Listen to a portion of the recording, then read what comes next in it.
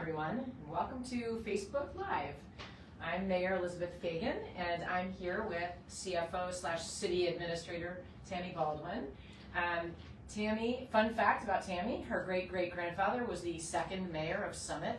And another fun fact, she is uniquely positioned because she is both the CFO and the City Administrator here in Summit, and that makes her overly qualified to answer all questions, budget and otherwise, and she has a really unique perspective about how things work in the City of Summit. So with that, I think we'll start. Would you like to say anything to introduce yourself? Thank you, Mayor, very much.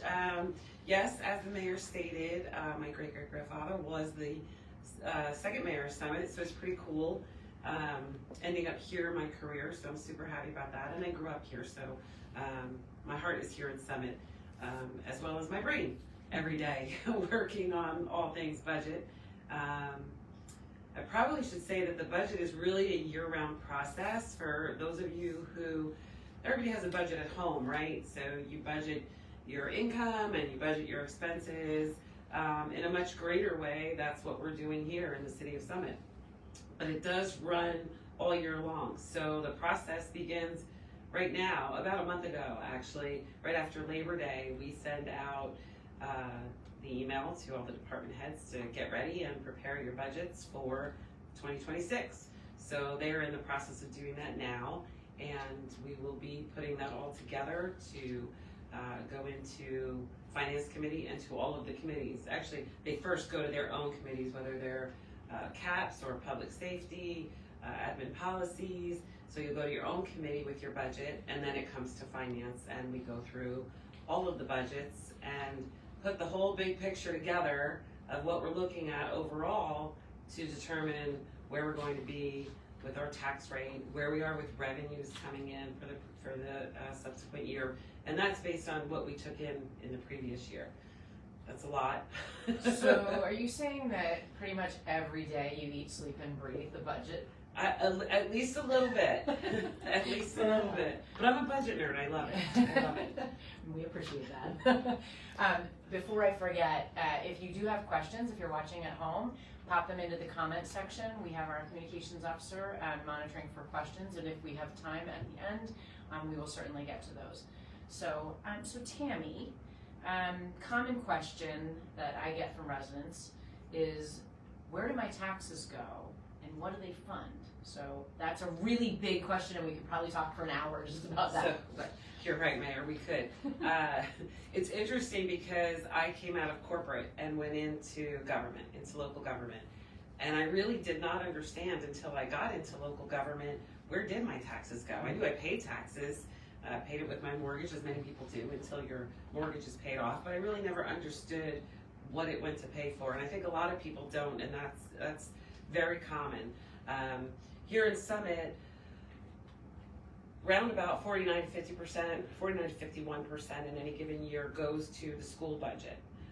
As you know, we don't control their budget. We do have members of council and yourself on the Board of School Estimate, and there's some guidance and there's some oversight, but by no means is it controlled.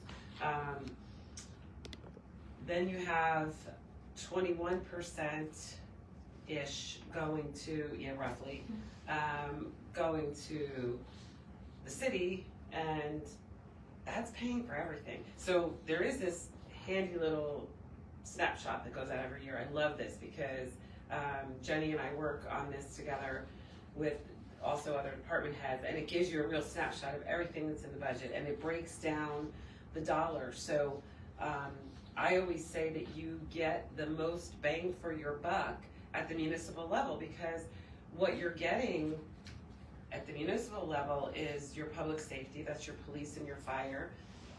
You're getting your garbage and your recycling picked up, and your roads taken care of by DPW, and all of your parks and so much more that they do. And then your general staff here at City Hall taking care of business. Oh, and not to forget DCP and all the great programming that they do. So you really get a lot of services at the local level for the smallest piece of your taxes. So wait, so you're telling me that if I pay $1 in taxes, half of that goes to the little bitty Board of Ed, and then only 20% of it runs the rest of the city. And then you I have just the wanted to county. be clear. And then you have the county, right? So, Okay. and a lot of people do use services at the county, but your more common everyday services that you use are right here at the municipal level. And we use So, 20% of tax and we dollars use- to do that, to manage all of that. It's kind of awesome. 21%. How do you do that, Tammy? It's amazing, isn't it? It's amazing.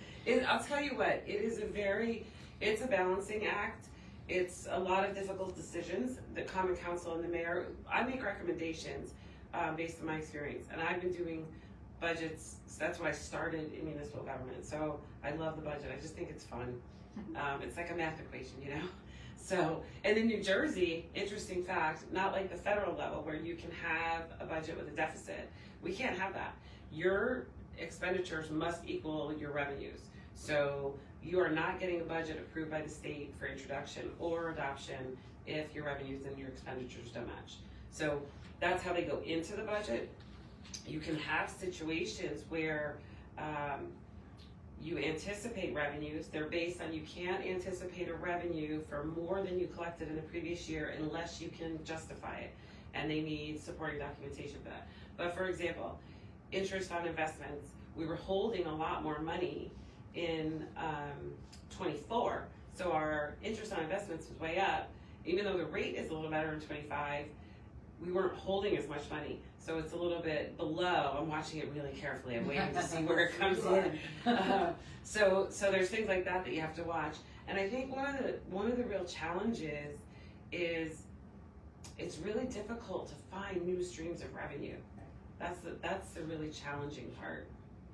So can you give some examples to residents about kind of where the 20% that you're sort of in charge of allocating, where does that go? Give me some examples of what we use that for. Okay, so that covers all salaries for your public safety, for your police, your fire, all of your DPW, all the salaries in the city. What's DPW? What's the Department of Public Works? I'm sorry, Department of Public Works. And what's DCP? DCP is your Department of Community Programs. Most often people know it as recreation programming. So the operating budget covers all salaries and all operating expenses. And those operating expenses consist of what the departments need. It might be contracts and purchases of police radios and contracts for the services to run those radios. There's a lot of things that go in.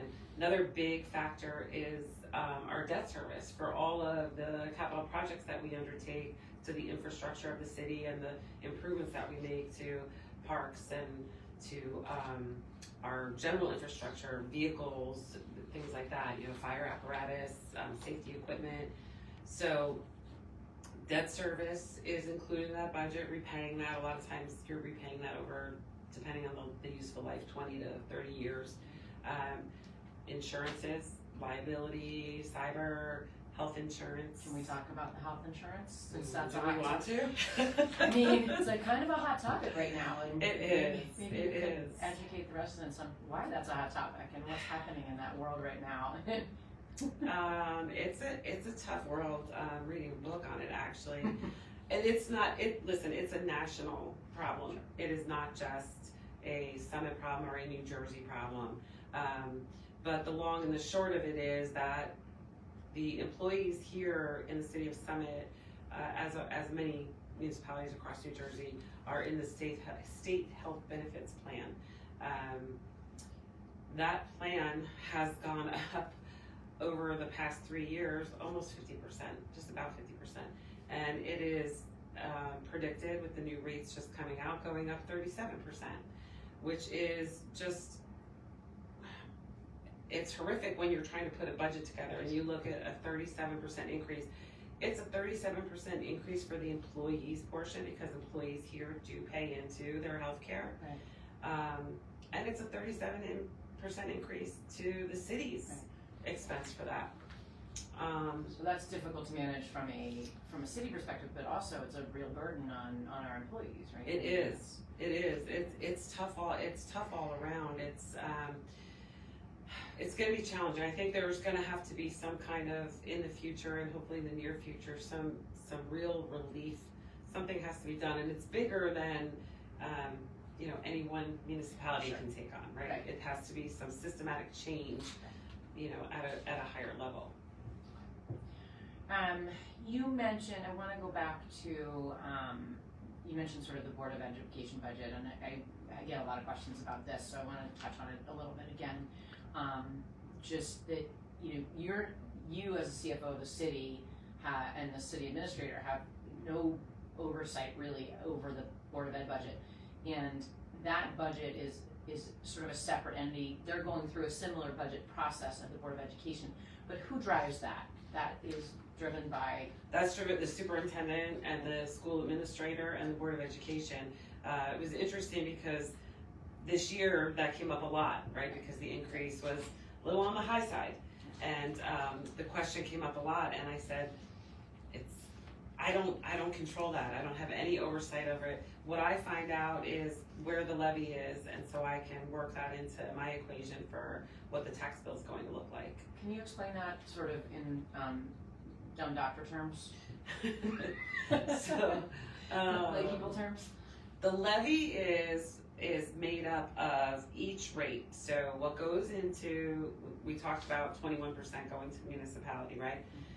Of that whole dollar, there's a tax levy rate, and that is made up of your library, of your county open space, of your municipal tax levy, of the school, and the school's debt service. So if you looked at a tax levy cert, there's 6 or 7 categories. The library that's a calculation. It's called a third of a mill. The state tells you this is what you're going to raise for the library this year. The school comes in and says this is what we need.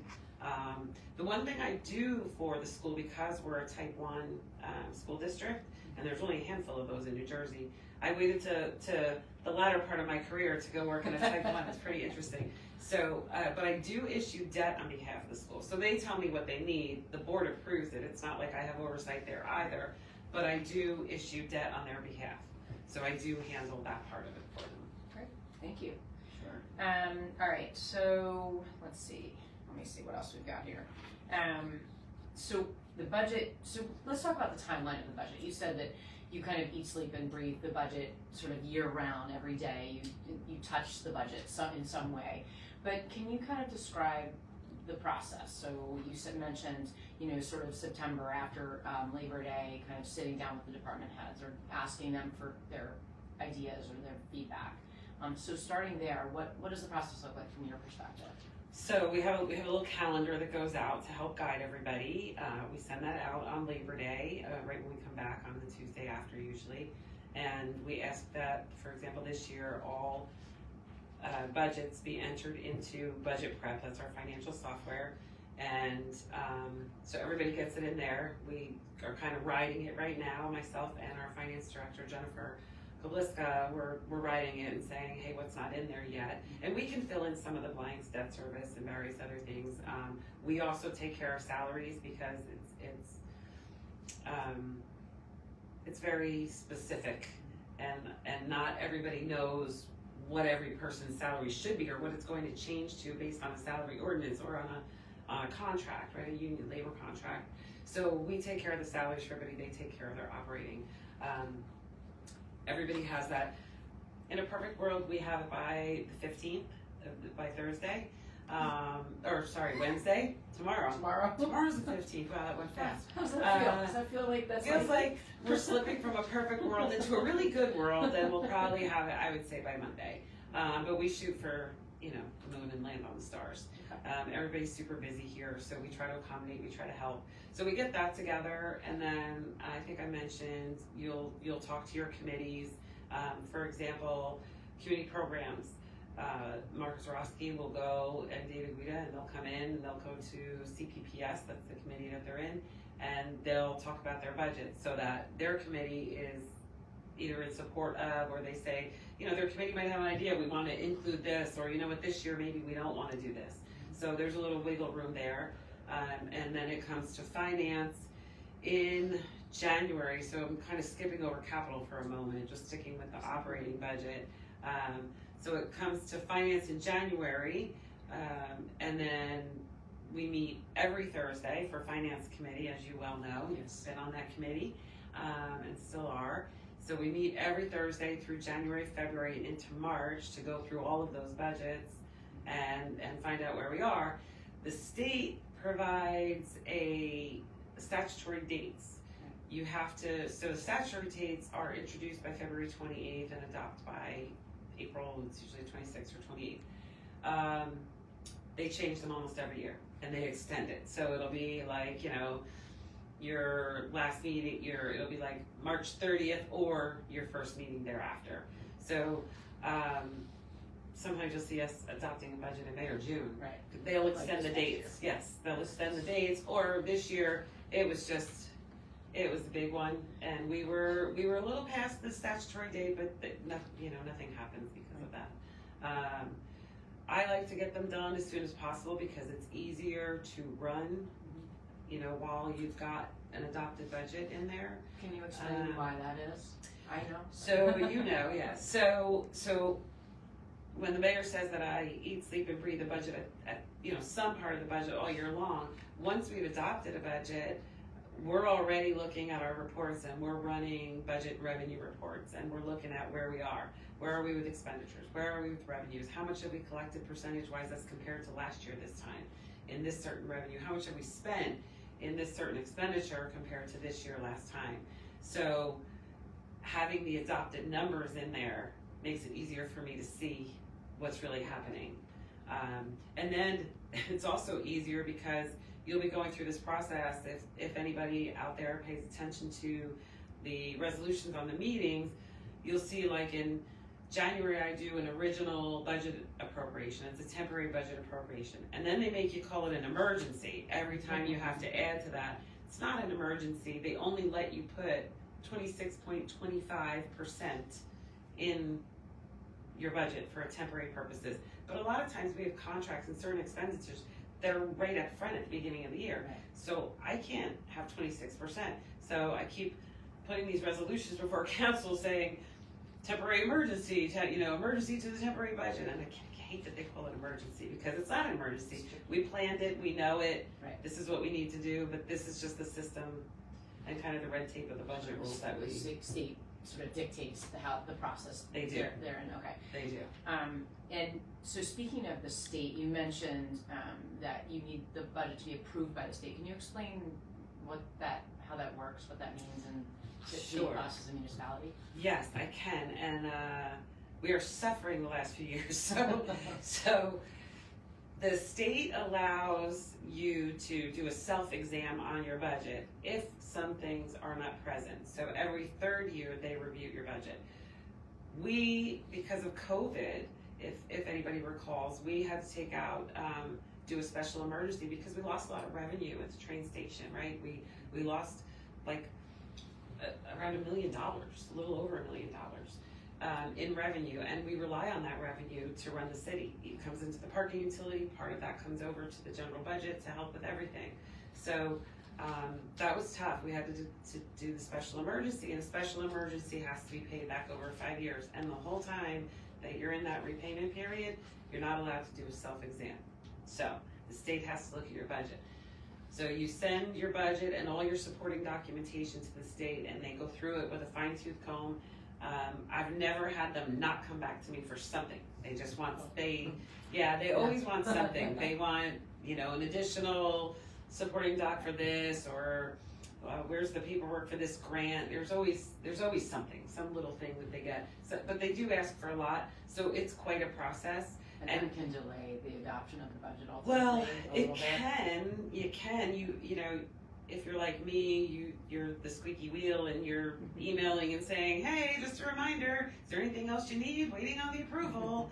Trying to get ahead of it to make sure that they approve it in time, and I'll put it on an agenda and I'm like, please, let them approve it. So We don't want the clerk mad at us. Yeah. Right. So there's a cap on property tax increase. So can you speak a little bit to that and like why that is, what that means, and how that sort of interacts with what you just talked about?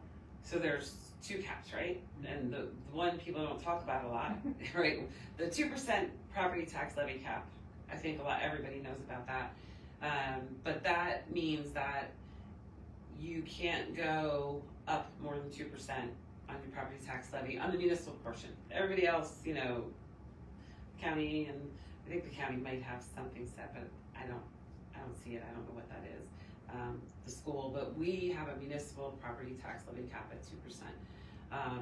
Within the budget, we have it's called a cap levy. So that means all of your appropriations inside the budget that are inside cap, which is almost everything, that can't go up if you adopt a certain resolution. It can't go up by more than 3.5%. When an example of what might be outside of cap is this year, I think for 2026, I think the state is going to have to do something because they realize that when you increase health benefits by 37%, I'm not sure how 2% is going to work, right? Because not that it means it would go up 37%, right, of course, but 37% on tax on health benefits is a lot. Like that's it's going to be a challenge. So we work within those two caps, the appropriations cap and the property tax levy cap. An interesting thing about the appropriations cap, though, that people don't understand, like when you say we came in under the cap bank, we came, $600 and something thousand under the cap bank, and people are like, ooh, we have extra money. How about we use that for taxes? So the cap bank isn't really extra money. It really just lets you say your expenditures are 50 million, and the appropriations cap would let you go to 51 million, but you only went to 50 million 5.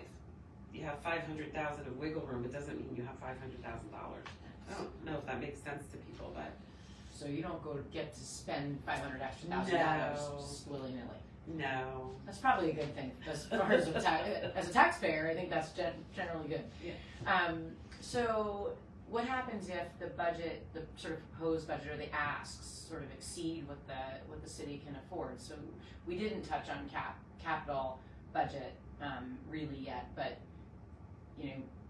I think that's probably a place where you make harder decisions sometimes. Or what? So take us through the process of how you make tough decisions, and it's obviously not just your decision, but right. What's the process around that when you're looking at a budget and you're like, we can't afford it. Like I can't buy the $17 billion house in the right. whatever. So what you have to look at, on the operating budget side, you have to look at what your revenue streams are, and let's say you push it to, but you don't do that up front, but I'm just using this as an example. Let's say you push it to a 2% tax levy cap, and then you look at all your other revenues. Actually goes the opposite way. You look at all your revenues, right. And then you see where you need to be based on your expenditures. If you're not in line, if your expenditures are more than your revenues, revenues are hard to come by. Right. Like there's nowhere else to really go for that. So now you're looking at your expenses and figuring out, what are we going to cut out of here? The capital budget, a little bit of the capital budget, as you know, is inside the operating budget, and that's the 5% down payment. So that might be a place where you might say, well, you know what, if we do every $1 million worth of capital improvements that we do is $50,000 down payment in the operating budget, right? So if we have, 5 million in I was like, capital. we do? Yeah, no, I wish our problems would be over. Hold on a second, I haven't seen that budget yet. If we had 5 million in capital, that'd be 250,000. So let's say we wanted to cut 100,000 out of the operating budget. We might say, hey, you know what? Is there $2 million of capital that can we push that? Is it a critical infrastructure need? Then we can. It's a priority, right? But is it something that can wait? Is it something that can be done in a couple phases? Maybe playground. Was my next question. Is it? Okay. So that was done in a couple phases, right? We raised half of the money and then the other half of the money. So there are creative ways to still do things and move around a little bit. we could talk about the capital budget later. I want to talk about maybe. Okay, so let's talk about maybe, because it's been a conversation for a couple of years, Mm-hmm. and you talked about phases, and so can you take us through sort of why it took us so long to get here? And we are excited. Yeah. This is going to happen. Yeah, no, this is a great project. I think everybody in town is excited and should be. I mean, this is the Should be first really proud of major inclusive park. I think this is going to be phenomenal. I can't wait to see it it. packed with people. It's going to be really exciting.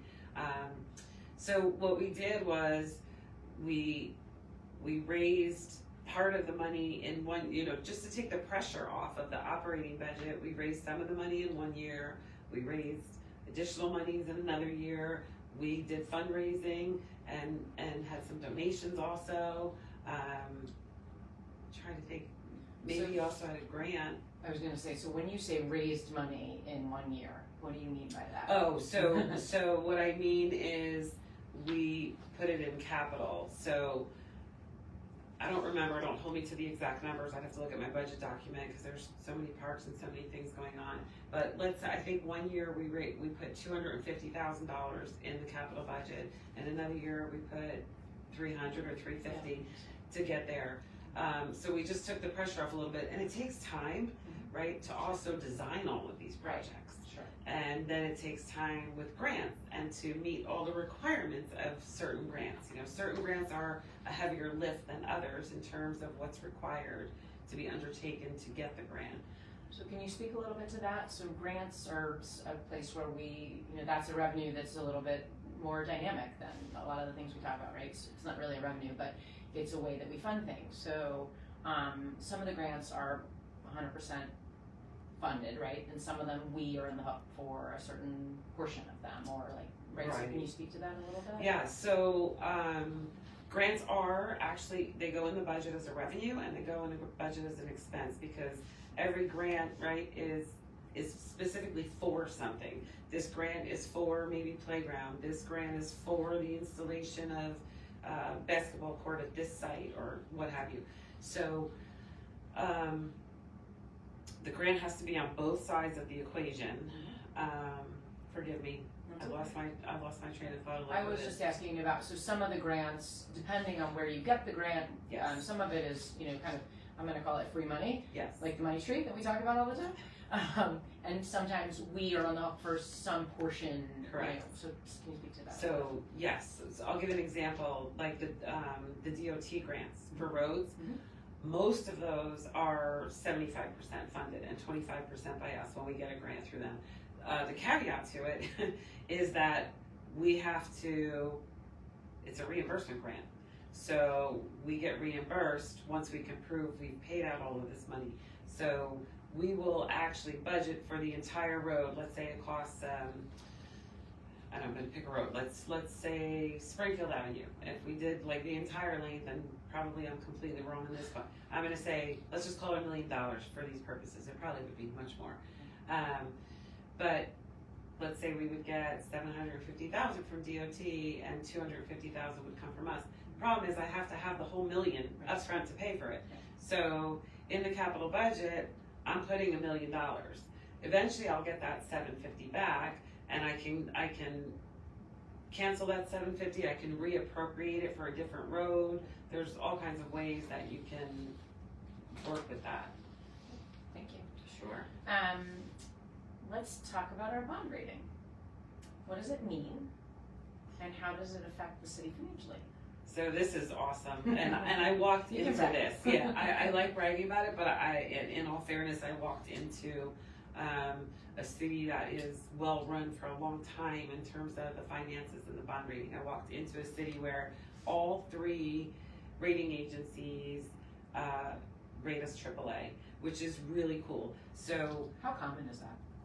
It's not very common.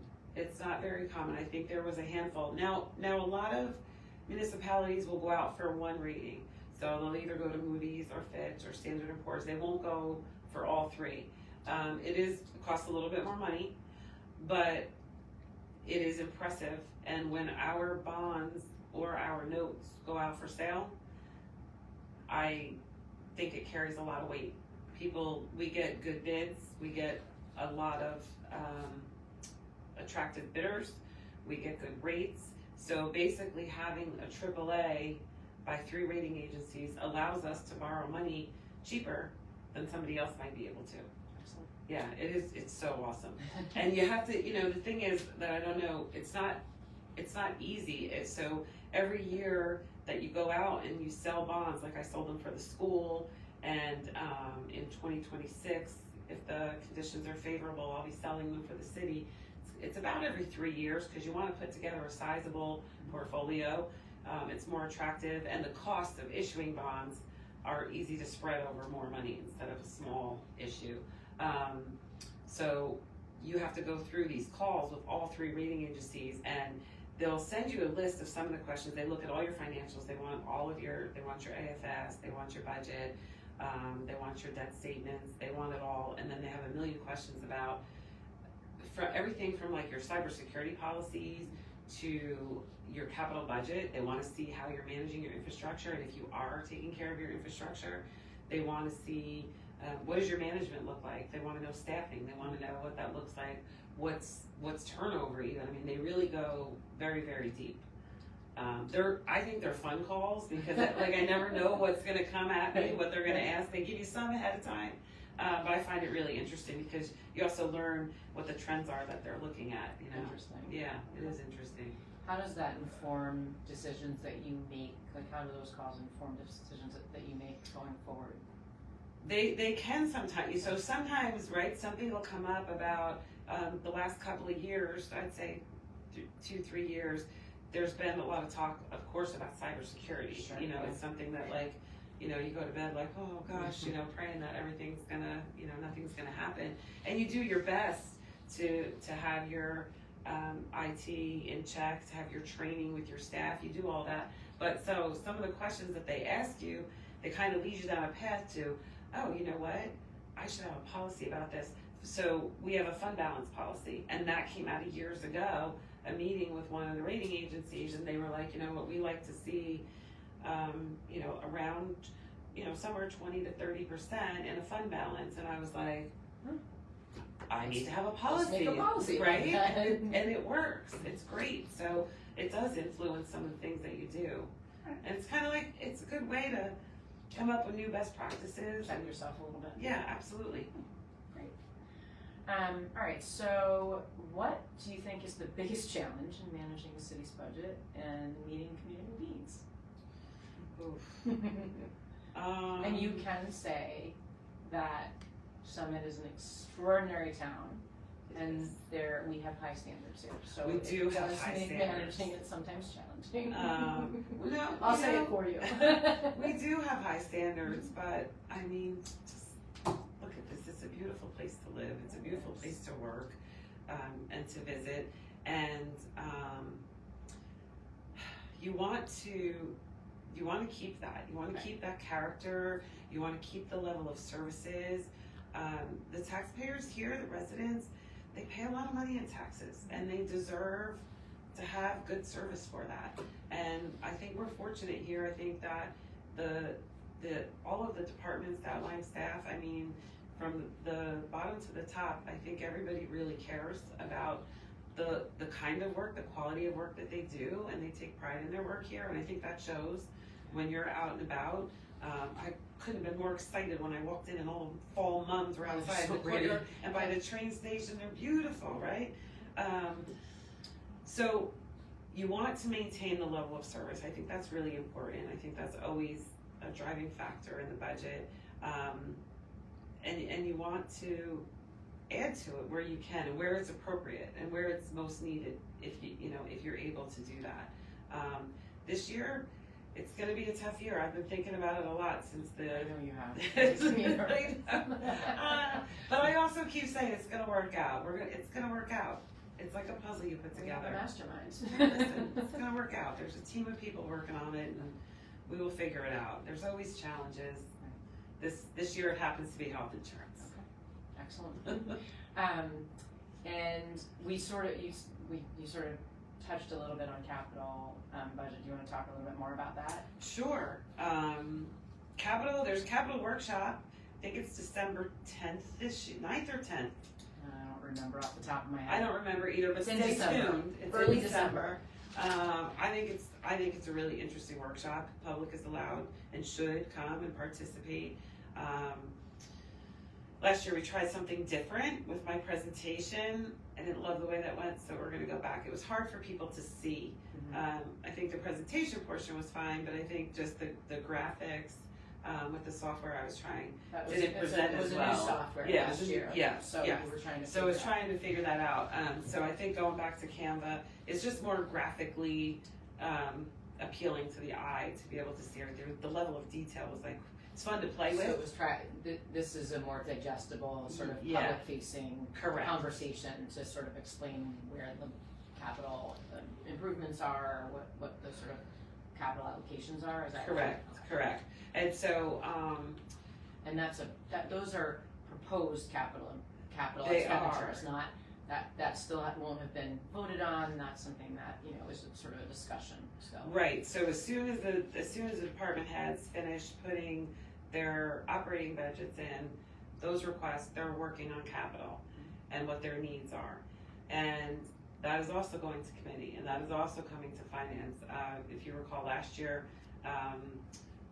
we prioritized everything in terms of capital and had every department head say, well, like, in order of priority, what's the most important to you? Listen, there are some critical infrastructure needs that we have, and you can't run away from them for too long. They show themselves eventually.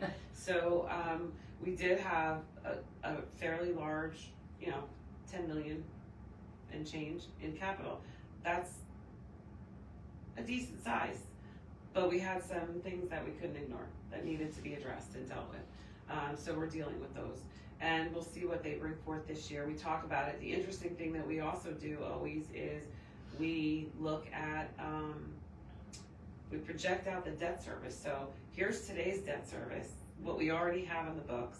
Here's what the department heads are proposing, and here's what this would look like if we did all of this. So you kind of get a sense of where does that take us. Right. So it's interesting, and then you have to play around with that and see, as I said earlier, 5% of that as a down payment goes in the budget. So you have to see where you're at. I mean, maybe this year it's a little bit lighter, and you wait, and maybe the following year it's a little bit more, just depending on how all the moving parts, all the cogs in the wheel kind of fit together. Great. Do we have other questions coming in? No. What else what do you think the public should know about the budget process, the way that you interact in your CFO role with department heads, or is there anything else that you want to share with the public about any of that? Well, I think it's important to know that people have all kinds of different ideas. You hear all these swanky terms, zero-based budgeting or this other term for budgeting. The department heads here, they really go through their budgets, and I've been telling them this is going to be a tight year, so I think you say that to me every year, every day when I see you. But it works, right? So they're watching it. Of course, they have ways in which they're trying to figure out how to make their departments better, different technologies maybe, or different contract services that will help them in the jobs that they do, whatever it may be. So you have to balance all of that. But they're not coming in and saying like, hey, here's my pie in the sky. Last year I had, 60,000 in operating budget, and this year I need 260. That doesn't happen. So because you would be like, take it back, try again. Come back a little bit later with something better than that. But I think in a way, people often say that term to me, that zero-based budgeting. It really kind of is, because you're looking at your budget and you're saying, okay, well, I have these few contracts maybe that I need to have, and I have these maintenance expenses that I need to have, and now here's this new initiative that we're working on. So you're not blowing it up, you're really looking at what do you need to have. And I'll look at what they spent last year. Right. So I'll look at, I'll look at an operating budget comes in. Let's say, let's pick on Chief Peters for a minute, just for fun. Because he's so let's say he submits his operating budget and it's up, $100,000. This has not happened. This is scenario. This is just a scenario. But he might say to me, well, that's because we have an initiative where we need to, I know one of the things you've been talking about is more cameras, right? Mm-hmm. We need to get more cameras in certain places. That's important. That we might need to do that. I'm not saying that's the $100,000, but whatever it might be, he may have a very good reason for asking for an increase. And then we just have to decide how that fits in with everything else that we're doing.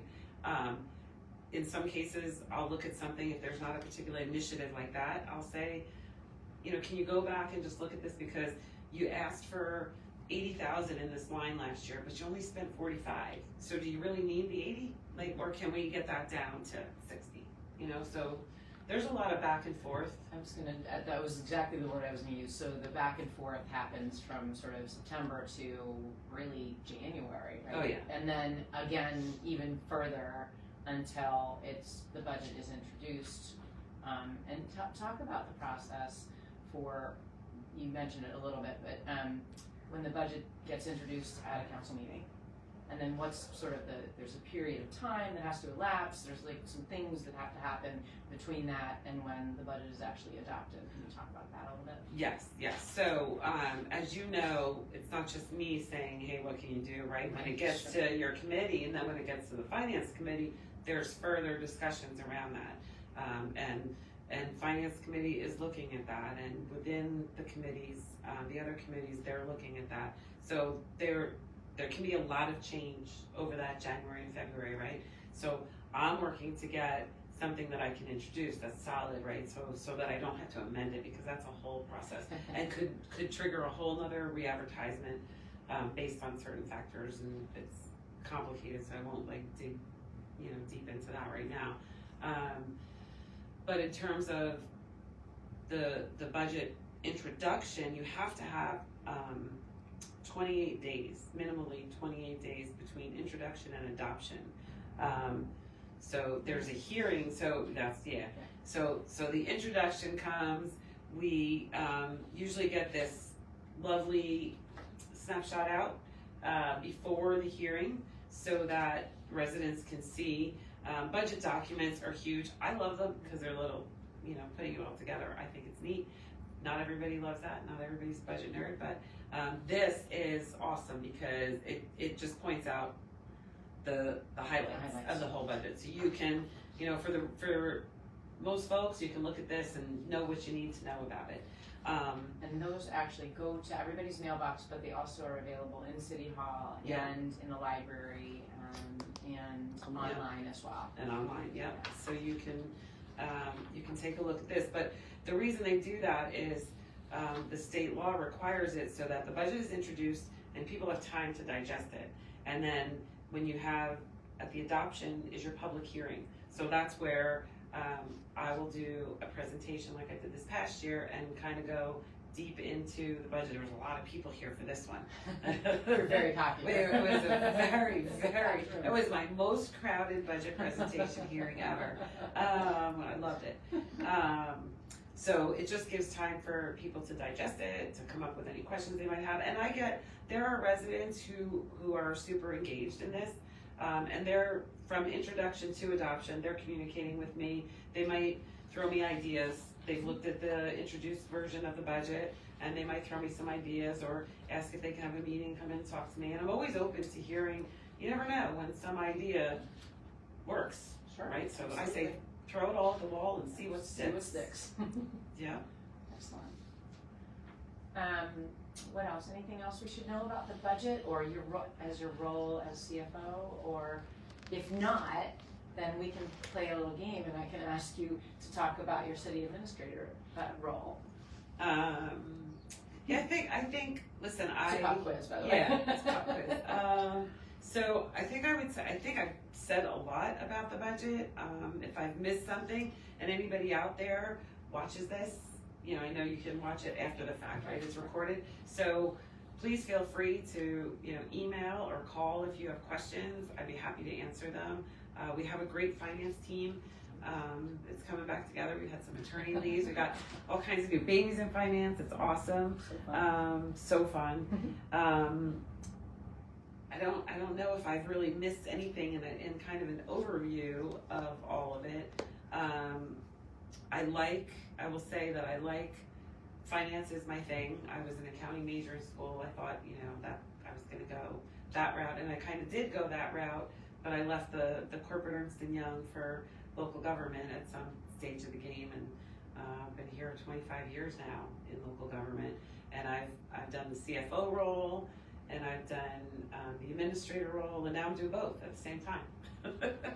So it's there aren't that many people that can do both and do them well. So we're very lucky to have you. Thank you. It's a lot. But it's fun, and I think it gives me a pretty unique perspective. For sure. Right? Because you're not only putting together the budget, but I have people that are helping me in finance, obviously. But policy wise, where you want to go with it, right? So we've had the joke before where when it gets pretty busy for me, like December, January, February is really super, super busy. And so I'll walk into a public safety committee meeting, and I'll say, hey, city administrator wants to know if the CFO can be excused, right? That's like my tagline. Can I excuse myself from a meeting? I've got to work on the budget. But there's a great team of people. I couldn't do it without, and the department heads too. I mean, they all know what they're doing. Those who are seasoned, those who are new at it, they're all really, really good. And everybody together really helps make it work. We're very sure. So are we okay? I'm not taking my cues here. So we don't have any questions? Oh, no questions. Wow. All right. Well, thank you. This was very informative, and thank you for all of the amazing work you do, Tammy. Because I think we're really lucky to have you in both of those roles, and as a leader of our city. So thank you, and thank you for being here tonight. Thank you, Mayor. I appreciate